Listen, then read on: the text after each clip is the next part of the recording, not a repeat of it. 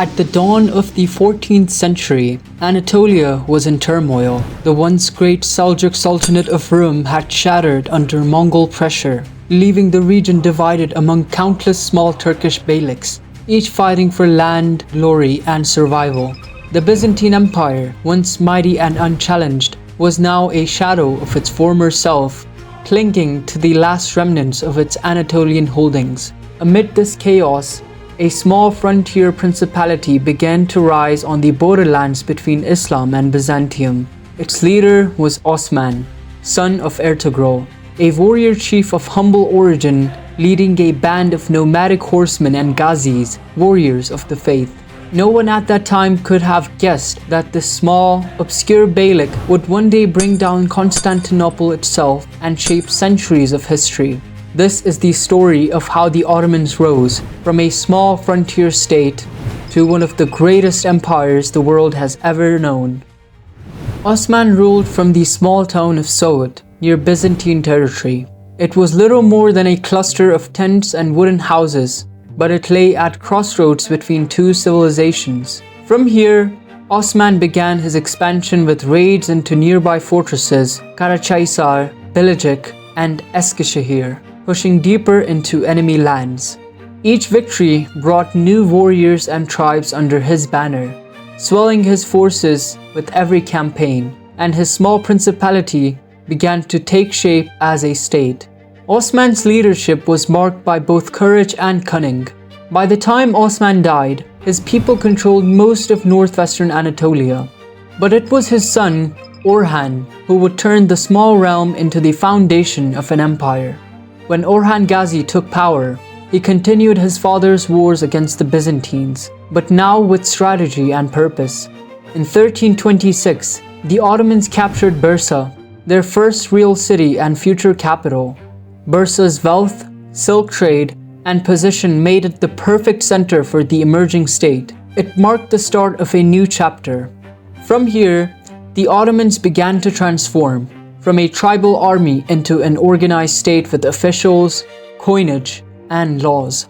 A few years later, at the Battle of Peloponnesus in 1329, Orhan defeated the Byzantines in open battle, ending their hopes of reclaiming Asia Minor.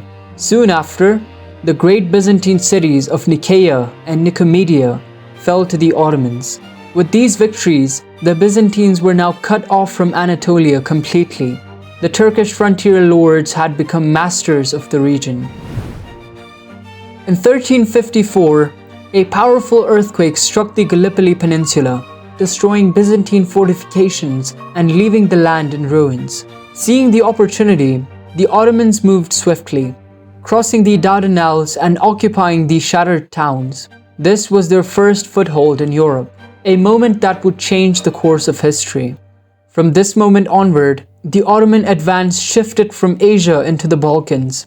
They built fortresses, settled Turkish families, and used their position to launch campaigns across Thrace and Macedonia. By 1362, Orhan's son Murad I had captured Adrianople and made it the new Ottoman capital. Murad faced a divided Europe. The fragmented kingdoms of the Balkans were powerful individually, but were too busy feuding to see the storm approaching. In 1371, at the Battle of Maritsa, Murad's army ambushed a massive Serbian force at night. The Serbs were caught unprepared, their camp was overrun, and the river ran red with blood. It was a devastating victory that left the Balkans open to Ottoman expansion. But in 1389, a coalition of Serbian and Bosnian forces made a desperate stand at Kosovo Field. The battle was brutal and bloody. Knights and janissaries clashed in the smoke and the chaos of the plain. Murad I himself was killed in the fighting, but his army stood victorious. The Serbs were crushed, and the Ottoman dominance in the Balkans was secured for generations to come. Murad's son, Bayezid I, took the throne in the aftermath of Kosovo. He was known as Yildirim, the Thunderbolt, for his speed, aggression, and relentless energy in war. Bayezid expanded rapidly into Bulgaria, Serbia, and Greece, crushing any resistance that dared stand in his way. Under his rule, the Ottoman army became more professional, with the growing corps of janissaries, elite soldiers trained from childhood. In 1396, at the Battle of Nicopolis, a massive crusader army of knights from France, Hungary, and Wallachia gathered to destroy him. They charged recklessly into the Ottoman lines, confident of victory, but were annihilated. Nicopolis ended the last major crusade of the Middle Ages, proving that the Ottomans were now a power to rival any in Europe.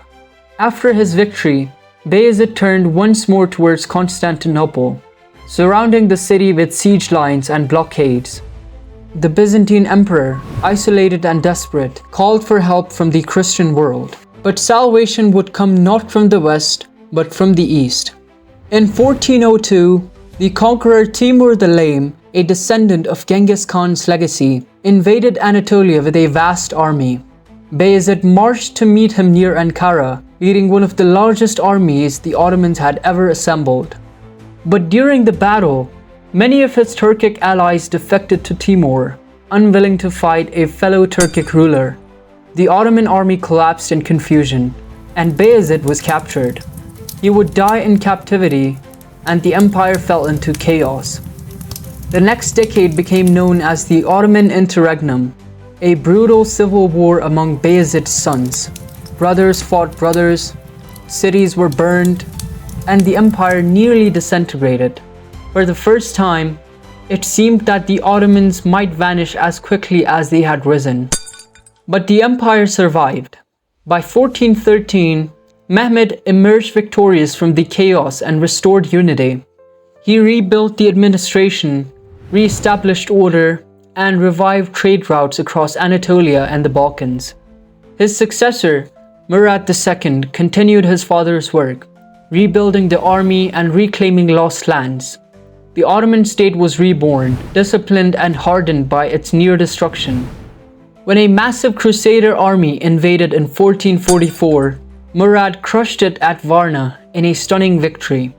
4 years later, he defeated another Christian coalition at the Second Battle of Kosovo, reaffirming Ottoman supremacy in southeastern Europe.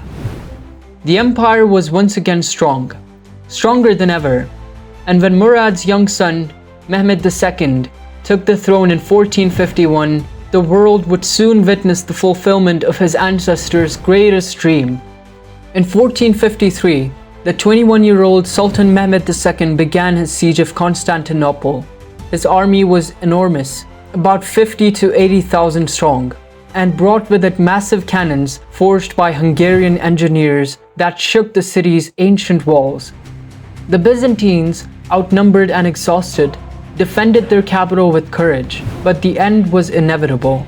For 53 days, the Ottomans hammered the walls by land and sea.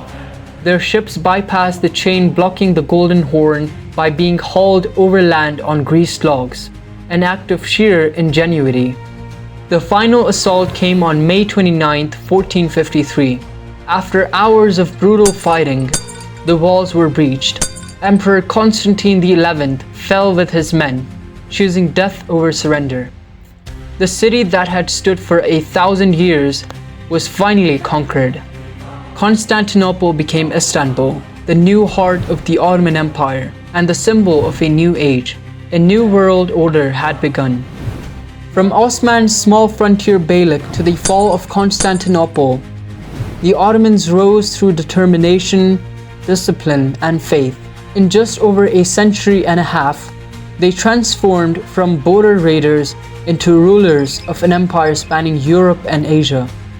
The rise of the Ottomans was complete, and their story was only just beginning.